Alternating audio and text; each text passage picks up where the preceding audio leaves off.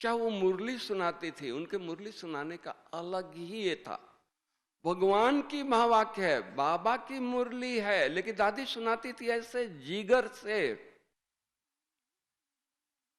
आज भी tape record हमारे भाइयों ने किया है, आप सुने, कितना जिगर से बाबा की महावाक्य उनके अंदर से निकलता था, जैसे कि वो खुद उसमें लय, उसमें मग्न होकर के वो आवाज को निकाल रही है। ऐसी महान हस्ती के साथ रहने का मुझे बहुत बड़ा सौभाग्य मिला। मैंने दादी को देखा था। मैं पहले बोला कि दधीची ऋषि को देखा नहीं, सुना है। दादी को देखा। दादी एक बार बीमार थी, पांडव भवन की बात कर रहा हूं। गला खराब था, आवाज नहीं निकल रही थी। डॉक्टर को बुलाया।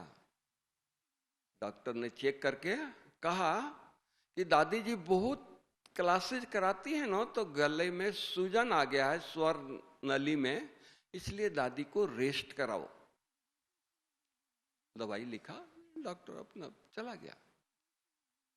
दादी जी पूछती हैं कि भाई डॉक्टर ने क्या कहा? दादी जी, डॉक्टर ने कहा कि आप बहुत क्लास कराते हैं, तो आवाज जो स्वर नली है उसमें थोड़ी स्वेलिंग आ गई है, इसलिए आपको रेस्ट करना है, मौन में रहना है। सोचिए, दादी को सुनाया तो दादी ने कहा कि मुख का मौन रखना है ना, आंख तो दृष्टि तो दे सकते हैं, हाथ मेरी ठीक है, विदेशी जा रहे हैं, अंग्रेज जा रहे हैं, उनको बुलाओ, सबको मैं दृष्टि दूंगी, टोली खिलाऊंगी। आज हमारे को कोई डॉक्टर कह दे कि आपको रेस्ट करना है, तो मैं कंबल ओढ़ करके, रजाई ओढ़ करके, चादर ओढ़ करके सो जाऊंगा। भाई डॉक्टर ने कहा है, मैं थोड़ी अपने मन से रेस्ट कर रहा हूं, कर रही हूं। लेकिन दादी को देखा, दादी आपको रेस्ट करना है। अरे भाई ठीक है ना, मैं बोल थोड़ी रही हूं, डॉक्टर की आज्ञा मान रही हूं। और अंग्रेज लाइन में आए, एक एक को दादी ने इतना पावरफुल दृष्टि दे रही थी। मैं साथ में खड़ा था, वहीं बैठा था, उनको टोली दे रही थी, उनकी आंखें गीली, इतना खुश होकर के, खुशी में नयन गीले हैं और तृप्त होकर के जा रहे हैं। हड्डी हड्डी देना है तो हमने दादी को से देखा कि नहीं, आंख तो ठीक है, दृष्टि तो मैं दे सकती हूँ, हाथ से टोली तो खिला सकती हूँ, मुंह को मौन करना ठीक है, मैं मौन में रहूंगी। इतना यज्ञ के प्रति, सेवा के प्रति दादी का भावना था। लास्ट में दादी बीमार हुई। पहले ठीक थी, विदेश से आती थी, दादी बहुत फिट थी। दादी ये डायमंड के चक्कर लगाती थी सुबह। फरिश्ता के लिए हमने सुना है, फरिश्ता ऐसा होता है, लाइट का शरीर होता है, उसका पांव जमीन पर नहीं होता है। दादी अकेले सैर करती थी। उन दिनों में इतनी दादी अच्छी थी, किसी को साथ नहीं लेती थी, डायमंड का सैर करते थे। मुझे भी सैर करने का शुरू से, तो दादी को मैं देखता था, खड़े हो जाता था दूर से, दादी आ रही है। क्या पावरफुल, क्या बाबा की याद। फरिश्ता क्या होता है? दादी जी को देख करके महसूस किया कि ऐसा ही फरिश्ता होता होगा, ये फरिश्ता है। उनका एक एक कर्म, एक एक बोल, इतना ये था, पावरफुल था। त्याग और तपस्या की तो मूर्ति थी। अपने लिए उनको कुछ नहीं चाहिए। सिंप्लिसिटी के अवतार थी। 4 साल के बाद लंदन में गई थी, 4 साल के बाद आई तो दादी ने अनुभव सुनाया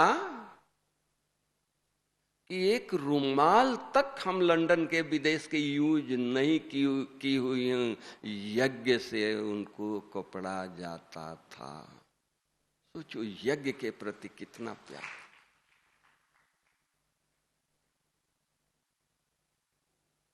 इतना दादी का ये था, मैंने देखा उनका त्याग।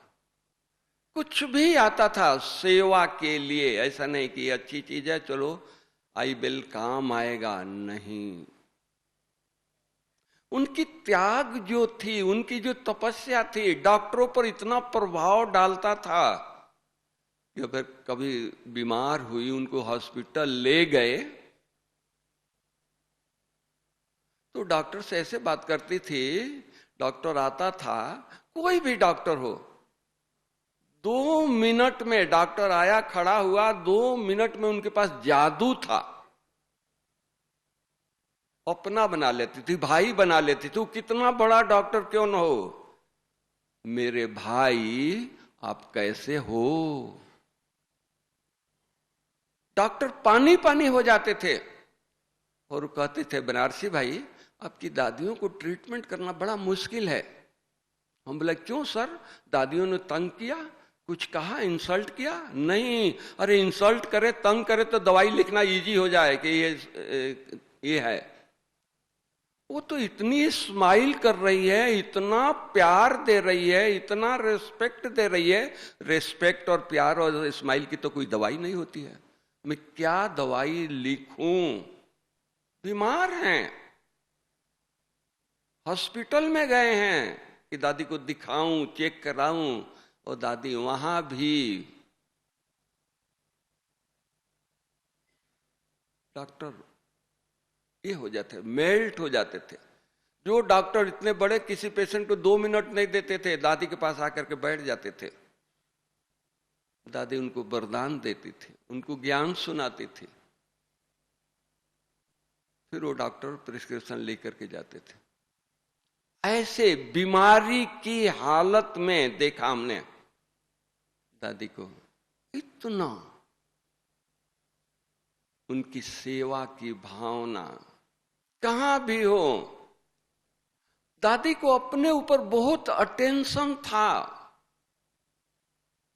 एक बार की बात है, दादी को लोटस, थोड़ी तबीयत ठीक नहीं थी तो लोटस में ले गए थे, लोटस में रखा था।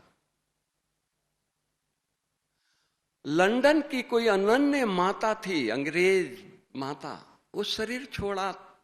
दादी को मैसेज आया, दादी ये माता ने शरीर छोड़ा है, उसका भोग बनाना था, भोग लंदन में लगना था। लेकिन दादी किसी के एहसान रखती नहीं है। वो माता ने शुरू में इतनी सहयोग दी थी, दादी बीमार है, खड़ी नहीं हो सकती है। दादी बोली कि नहीं, वो माता के लिए मैं भोग बनाऊंगी। दादी किचन में चली गई, भोग बना रही है, सब बहनें आजू बाजू खड़ी हैं क्योंकि दादी भोग बना रही है। दादी 1 सेकंड में, क्योंकि वीक थे, बीमार थे, तो इतना देर हलवा बनाने में तो टाइम लगता है, 10-15 मिनट, आधा घंटा लग जाता है। दादी धीरे से गिरने वाली थी, बहनों ने पकड़ लिया। 1 मिनट आंखें उनकी बंद हो गई। आंखें जब खुली तो मेरे से पूछती है कि मेरा फेस कैसा था, सेवा वाली फेस था या मुंह टेढ़ा हो गया, आंखें ये हो गई? नहीं दादी, आप तो, आपकी आंखें बंद थी और आपके फेस में वही रौनक था, चाहे वो आप हलवा बना रहे थे या चाहे वो आप नीचे बैठे थे, एक ही था। मैंने ऐसा उनका कि हम बीमार हो, कुछ भी हो जाए, फेस खराब ना हो, उनका इतना ध्यान रहता था। नहीं तो क्या होता है, बीमार आदमी होता है तो पहला असर फेस पर होता है। लोग देख करके बता देंगे आज आपको तबीयत ठीक नहीं लगती, आपका फेस थोड़ा सा ये है। लेकिन दादी को देख करके, चाहे वो कुछ भी हो, उनका फेस एक जैसा था। वो ध्यान रखती थी। बीमारी अलग चीज है, फेस अलग चीज है, बाबा की याद अलग चीज है। इतना अटेंशन रखती थी। डॉक्टर होने के नाते मैं दादी की बीमारी की बातें सुनाता हूँ, और बातें तो बहुत आप लोगों ने सुना होगा। एक बार दादी बीमार हो गई, बहुत वीक हो गई। हमारी बड़ी दादी, दादी प्रकाश मुनि जी ने कहा, बनारसी, यहाँ ये रहेंगे तो सारा दिन क्लास कराएंगे, लोगों से मिलती रहेंगे, अंग्रेजों से बातें करती रहेंगी, तो इनको ले जाओ अहमदाबाद में, एकांत में, सेंटर पर नहीं। किसी को बताया नहीं दादी ने कि दादी को भेज रही हूं, आप लोग ध्यान रखना, नहीं, किसी को भी नहीं। एक फ्लैट, किशोर भाई हमारे जो पीस पार्क संभालते हैं, वो अपने बच्चे के लिए एक फ्लैट लिया था पढ़ाई करने के लिए। पढ़ाई पूरा हो गई, फ्लैट उन्होंने बेचा नहीं था, आज भी रखा है। वो फ्लैट खाली था, बड़ा फ्लैट था। तो उन्होंने दादी ने कहा, किशोर भाई आपका फ्लैट खाली है? हाँ हाँ दादी, दादी के लिए तो हमेशा ही खाली है। तो उस फ्लैट में हम 2-4 बहनें गए,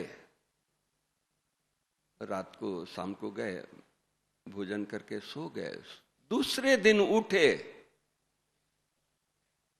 योग कराया दादी ने, फिर नाश्ता बनाया। दादी नाश्ता करो। तो नहीं, ब्राह्मण क्या कथा बांचे बिना नाश्ता करेगा? नहीं, आप लोग बैठो, मुरली सुनाऊंगी और फिर नाश्ता करूंगी। अरे भाई, आप कमजोर हैं, आपको रेस्ट के लिए बड़ी दादी ने भेजा है, मुरली सुनाएंगे, एनर्जी आपका जाएगा, आप रेस्ट करिए। दादी हम लोगों ने मुरली पढ़ लिया है। नहीं, आप लोग सामने बैठो, मुरली सुनाऊंगी। ये दादी में इतनी, ऐसा नहीं कि रेस्ट के लिए बड़ी दादी ने भेजा है, मुरली मुझे नहीं पढ़नी है, नहीं सुनानी है, नहीं, बीमारी कुछ भी हो, मुरली सुनाना है। मुरली सुना करके नाश्ता स्वीकार किया। इतना इजी थी, सुनाती थी दादी, इतना इजी थी कि एक बार सकार बाबा ने, और दादी खुद सुनाती थी कि सकार बाबा एक बार मुरली सुनाए। मुरली सुन करके दादी, जैसे हम लोग मुरली सुन के नाश्ते पर जाते हैं, तो दादी नाश्ते पर गई, नाश्ता कर रही थी। दादी इतनी सरल थी, बाबा को जो भी कहना था वो कह देते थे। नहीं तो किसी को कोई ज्ञान देना हो, कोई शिक्षा देनी हो, कोई बात कहनी है, तो 10 बार सोचना पड़ता है, पता नहीं ये क्या इनको फील होगा, क्या ये होगा, हम कहूँ न कहूँ, होता है ना। आज भी अपने शरीर के लोग होते हैं, बड़े होते हैं, छोटे होते हैं, तो 10 बार सोचना पड़ता था। दादी इतनी सरल थी, बाबा का उन पर इतना हुज्जत था। तो बाबा किचन में राउंड लगा रहे थे, दादी नाश्ता कर रही थी, तो दादी के पास बाबा आए, तो कहा कि जनक, आपने ज्ञान दिया, सेवा किया, नाश्ता आप कर रही हो। वो दिन और अंत तक, जब तक मुख से ज्ञान नहीं देना है, सेवा नहीं करनी है, तब तक अन्न ग्रहण नहीं करना है। दादी सुनाती थी। बॉम्बे में बाबा होते थे, मुरली चलाते थे, मुरली सुन करके दादी हैंगिंग गार्डन में चली जाती थी, वहां बैठ जाती थी, लोग घूमने आते थे, उनको ज्ञान देती थी, फिर 10 बजे आकर के नाश्ता करती थी। इतना हुज्जत। दादी को कोई भी तकलीफ हुआ हो, बड़ी बड़ी बीमारियां हुई, दादी परेशान नहीं होती थी, साक्षी होकर के देखती थी।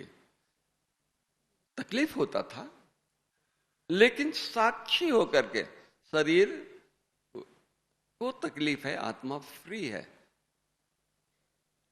सकाश अपने आप को देती थी, शरीर को सकाश देती थी। इस तरह से उनका ये था। लेकिन बीमार हो गए, परेशान है, ऐसा कभी भी नहीं देखा, चाहे कितनी भी बीमारी हो गई। दूसरा, वो कभी भी अपने लिए कुछ नहीं सोती। बाबा बैठा है ना, हम लोग जाते थे, तकलीफ कुछ होती थी दादी को, तो बोलती थी क्यों चिंता करता है, बाबा बैठा है ना, ठीक हो कर देगा, ठीक हो जाएंगे। बाबा में उनका इतना कूट कूट करके निश्चय भरा हुआ था। मैं कभी उनके रूम में जाता था, आज भी होके आया, दादी को 3 फोटो होता था उनके रूम में, चौथा एक भी नहीं है।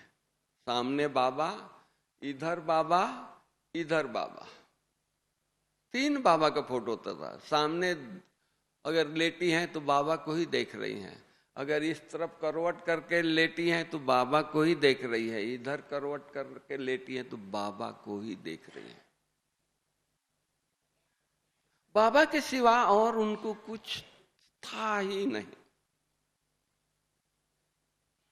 उनको देख करके प्रेरणा मिलती थी।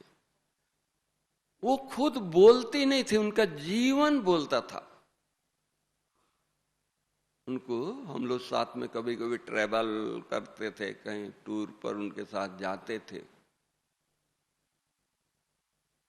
हम लोग गाड़ी में जाते हैं, बैठे हैं तो इधर उधर देखते हैं, ये पास हुआ, ये शहर गया, ये हुआ, वो हुआ। दादी गाड़ी में बैठेंगे, अगर बहुत अर्जेंट कोई पत्र होगा, मेल होगा तो पढ़ेंगे, वो पूरा हो जाएगा तो बाबा के पास चली जाएंगे, आंख बंद, बाबा को याद कर रही है। बस में, गाड़ी में जा रही हैं, 10:30 बजा है, घड़ी पहनती नहीं थी, लेकिन उनको मधुबन की दिनचर्या पर एक्यूरेट अटेंशन था। भाई 10:30 बजने वाला है, 10:30 का गीत बजाओ। हम लोग घड़ी बांध करके रखे हैं, मोबाइल में भी रूटीन है, अगर बजता है, काम में है तो उसको ऑफ कर देते हैं। लेकिन नहीं, दादी कितना भी बिजी क्यों न हो, मधुबन के रूटीन को, यज्ञ के रूटीन को, बाबा के रूटीन को मिस नहीं करते थे। ये दादी का प्रैक्टिकल जीवन देखा नजदीक से।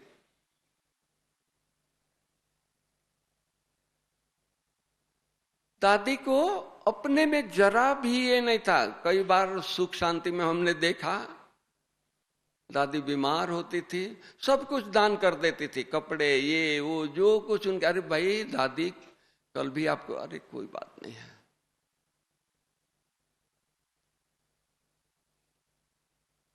उनका इतना ये था कि मैं शरीर छोड़ूं तो मेरे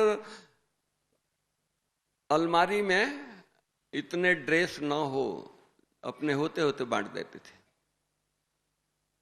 इतना दादी को अपने ऊपर अटेंशन था। बेगरी पार्ट में भी हमने बेगरी पार्ट में हम उस समय नहीं थे, लेकिन सुना दादी अपने आप में तपस्या में, जैसे बाबा मस्त रहते थे, दादी मस्त। क्या कपड़ा पहने हैं, कोई ये नहीं, फटा हुआ है उसको पेवन लगा करके पहन रहे हैं, सिलाई करके पहन रहे हैं। यज्ञ से उन दिनों में भी बेगरी पार्ट है, मैं एक कपड़ा लूंगी तो यज्ञ का और खर्चा होगा, इतना ध्यान रखती थी। दीदी कपड़ा बांटती थी उन दिनों में। दीदी जाकर के बाबा को कहती थी, बाबा दादी जानकी कपड़ा नहीं लेती है, पुराना कपड़ा पहनती है।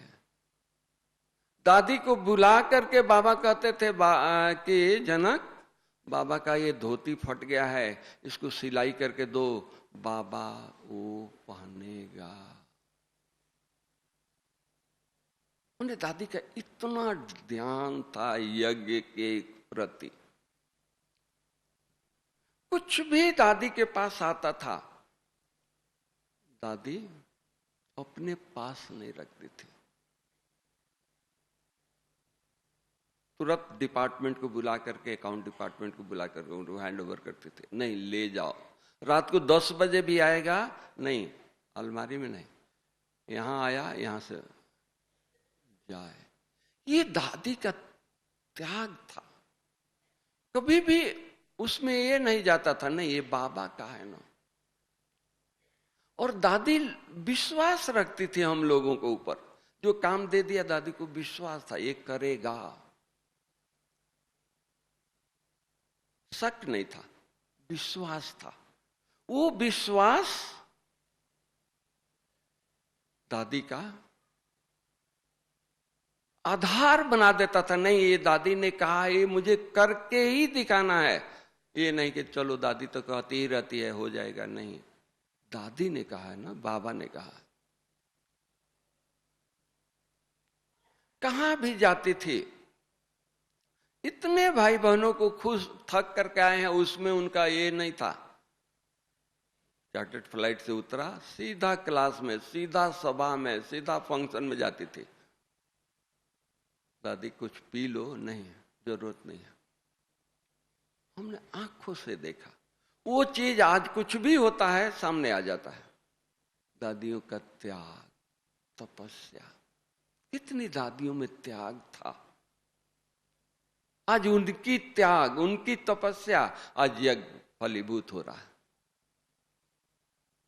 उनका त्याग है, हमारा नहीं है। दादी का इतना त्याग था बाबा के प्रति, भाई बहनों के प्रति। एक बार दादी को हरिद्वार के संतों ने, यहाँ संत सम्मेलन हुआ तो संतों ने दादी को निमंत्रण दिया, दादी आप बुलाते हो हम आ जाते हैं। दादी बुला रही है, चलो सब काम छोड़ के आते हैं। इस बार हम लोग हरिद्वार में संत सम्मेलन करेंगे, आपको आना है, आपको उद्घाटन करना है। जी हजूर, दादी ऐसे बोलती थी, हाँ जोड़ के जी हजूर। दादी गई, शाम के टाइम में उनका संत सम्मेलन का उद्घाटन किया और सारे संत खुश हो गए। दादी को अपना बनाने का वो बड़ा ये था, ऐसा बातें करती थी, सब अपने हो जाते थे। दादी मेरी माँ है, दादी है, हमारी दादी है।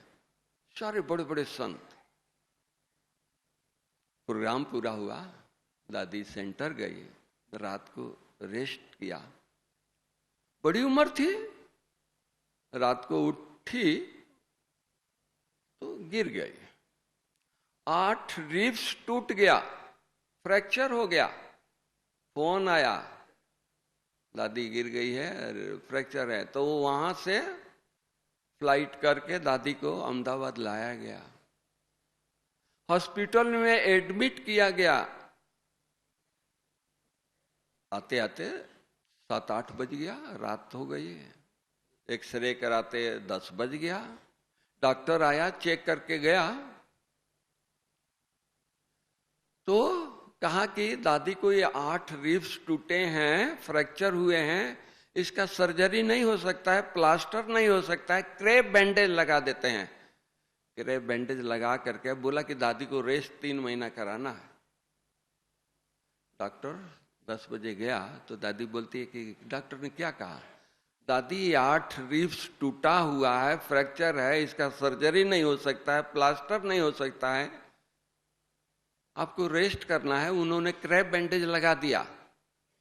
तो बोलती है कि अपनी एम्बुलेंस लाओ, मुझे शांतिवन चलना है। अरे दादी हॉस्पिटल में है, एवरएल्दी या चाहे अपना ग्लोबल हॉस्पिटल थोड़ी है कि जो आप कहेंगे हो जाएगा। नहीं, ये बाहर का हॉस्पिटल है, 10 बज गया है, कोई मिलेगा नहीं, छुट्टी नहीं मिलेगी, डिस्चार्ज नहीं होगा, कल चलेंगे। नहीं अभी चलना है, एम्बुलेंस लाओ। अभी दादी कहे और कैसे ना करे। तो उसी समय डॉक्टर सुधीर शाह दादी को बहुत बहुत मानते थे, दादी भी उनको बहुत बच्चे की तरह। हालांकि उन न्यूरो फिजिशियन, बहुत सीनियर अहमदाबाद के न्यूरो फिजिशियन है, लेकिन दादी के साथ व्यवहार बच्चे और माँ और बच्चे के साथ उनका था। तो उनको फोन किया, उन्होंने कहा कि जो दादी कहती वही करो। गाड़ी लाया और दादी को ले आए। क्यों? उन दिनों में बाबा का सीजन चल रहा था, 20-25 हजार भाई बहने थे। दादी का भाव था, मैं हॉस्पिटल में रहूंगी तो भाई बहने कहेंगे कि दादी हॉस्पिटल में है। मैं शांति वन में, शक्ति भवन में रहूंगी तो लोगों को रहेगा कि दादी आ गई है, शक्ति भवन में है। दूसरों की संकल्प न चले, दूसरों को खुशी देने के लिए अपनी तकलीफ को वो ये करती थी। ये हमने दादी में प्रैक्टिकल देखा। दादी को लाया, 2-2:30 बज गया, दादी को रूम में रख करके हम अपने रूम में चले गए सोने के लिए। हंसा बहन साथ में थी। 3:30 बजे गया तो हंसा बहन को बोलती है कि हंसा मेरे को बैठाओ, मैं योग करूंगी। देखो इतना एक्यूरेट दिनचर्या के प्रति, चाहे कुछ भी हो, 8 रिब्स टूटा है, आप सोचिए कितना दर्द होगा, लेकिन दर्द को फील नहीं करते थे। और सबको दृष्टि दे करके, फ्रैक्चर है भाई, ले चलो, फ्रैक्चर है ना, हम कोई हिलेंगे नहीं, चलेंगे नहीं, कुर्सी पर हाथ हिला देंगे। दादी हाथ हिला के आती थी। 25,000 की सभा, आंखें गीली हो जाती थी कि 8 रिब्स टूटा है और फिर भी दादी हमारे को ये करने के लिए आई है। कौन कर सकता है? दादी अपने लिए नहीं थी, यज्ञ के लिए अवतरित आत्मा थी। मैंने तो ये दादी जी से अनुभव किया कि दादी अपने लिए नहीं थी। और बाबा ने ऐसे सेलेक्ट करके, चुन करके ऐसे महान आत्माओं को बाबा ने रखा। तो इसलिए दादी, भाग्य था दादी हम लोगों के साथ रही। ये आत्माएं, कभी कभी याद आता है, क्या ये दादियां हमको मिलेगी नहीं? मन को तसल्ली देना पड़ता है। 5,000 वर्ष के बाद फिर से मिलेंगे, 5,000 वर्ष के बाद। अभी नहीं मिलेंगे, सतयुग में नहीं मिले। सतयुग में नजदीक रहेंगे, लेकिन पता नहीं रहेगा कि ये हमारी दादी जानकी है, ये दादी प्रकाश मणि है, ये गुलजार दादी है, वो नहीं आएगा। लेकिन जो फीलिंग, जो अपनापन इस संगम पर हो रहा है, संगम पर ओह भाग्य है। आज उनके रूम में गया, जो बेडरूम है, जो उनका पर्सनल बाबा का रूम है, ऐसी पावर आज भी महसूस हो रहा था जैसे दादी यहीं बैठी है। इतना पावर, जाते एकदम जैसे करंट रूम में जाते। उनके बाबा का कमरा अलग स्पेशल था, उस बाबा के कमरे में जाते करंट। इस तरह से मतलब कि दादी का आज भी तो तपस्या का फल मैंने अभी भी देख रहे हैं कि जो दादी ने तपस्या किया है जिस स्थान पर, आज भी वो स्थान खींचता है। तो हम उससे क्या सीखते हैं कि हम अगर तपस्या करेंगे तो आज जो यज्ञ का, आज जो संदेश था, कब जल्दी कब करना है, जल्दी करो, सच्चाई, सफाई, ईमानदारी, ये बाबा के दादी के रग रग में भरा था। कोई भी वीआईपी, वीवीआईपी आते थे, दादी एक ही शब्द लास्ट में बोलती थी, मैं कौन, मेरा कौन, मुझे क्या करना है। प्रेसिडेंट आए हैं, दादी 3 ही शब्द बोली, प्रेसिडेंट मंग हो गए। 3 शब्द को ही अपने भाषण में कहा कि दादी ने गीता का सार 3 शब्द में दे दिया, सुना दिया। तो सारा टाइम दादी के हाथ पकड़ करके स्टेज पर रहे। कैसे वो वाइब्रेशन, कोई भी वीआईपी आता था हम लोग देखते थे, वीआईपी बन करके दादी के पास जाता था और दादी से मिल करके आता था, बच्चा बन करके मिल के आता था। वो भान भूल जाता था कि मैं वीआईपी हूं, वो भान भूल जाता था। बड़े बड़े लोगों को देखा, डॉक्टर्स को देखा, वो भान ही भूल जाते थे। ऐसे अपने मदर से मिलकर, पहले मदर के पास जाते थे, दादी के पास जाते थे, वीआईपी बन के जाते थे। जब दादी से मिलते थे, उनकी दृष्टि मिलती थी। और उनकी एक और विशेषता थी, अगर कुछ देना है, 3 चीज देना है तो इकट्ठे नहीं, 3 बार देगी, 3 बार दृष्टि देगी। काम नहीं दादी उतारती थी, मैंने ये देखा था। अभी हम लोग काम जल्दी, बहुत काम होता है तो जल्दी जल्दी काम उतारते हैं, जल्दी जल्दी टोली बांट दो, ये कर दो वो कर दो। काम दादी नहीं उतारती थी, चाहे वो रक्षाबंधन हो, चाहे कोई भी प्रोग्राम हो, दादी एग्जैक्ट एक्यूरेट भाषण देती थी, उसका भाषण मिलता था। तो अभी हमको 6:45 तक ही बोला गया था, समय हो गया, हमारे भाई आए हैं, तो मैं अपनी वाणी को यहीं विराम करता हूँ। सुनाने का तो बहुत उछल आ रहा है कि बहुत कुछ सुनाऊं, लेकिन समय की मर्यादा है, मैं यहीं विराम करता हूँ और दादी को सत सत प्रणाम करता हूँ। और यही हमारी श्रद्धांजलि रहेगी कि दादी के कदमों पर चल करके दिखाएं। ये मेरा